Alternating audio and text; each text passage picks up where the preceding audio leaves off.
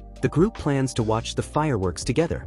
Yuri, determined not to miss a chance to charm Mabuchi, decides to wear her cutest yukata. Later that evening, when she arrives, both Shuko and Futaba are taken aback by how adorable she looks.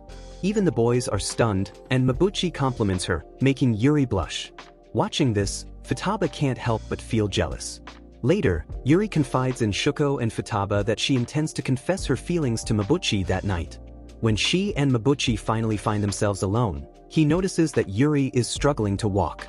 She had tried to bandage her toes but couldn't manage properly because of the yukata. Concerned, Mabuchi informs the others that they might be late since Yuri's foot is injured, then gently helps her bandage it himself. Just then, the fireworks burst into the sky, and in that moment Yuri confesses her feelings to him. Mabuchi is stunned but turns her down kindly, admitting he never saw her in that way. Yuri's heart sinks. But just then, Futaba comes running toward her. The moment Futaba heard about Yuri's injury, she became so worried that she missed the fireworks just to be by her side. Seeing this, Yuri forgets her pain, realizing she's found a true friend.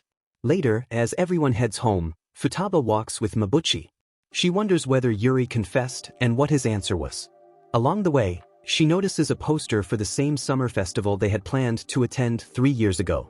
Mabuchi sees it too and asks if she would like to go with him.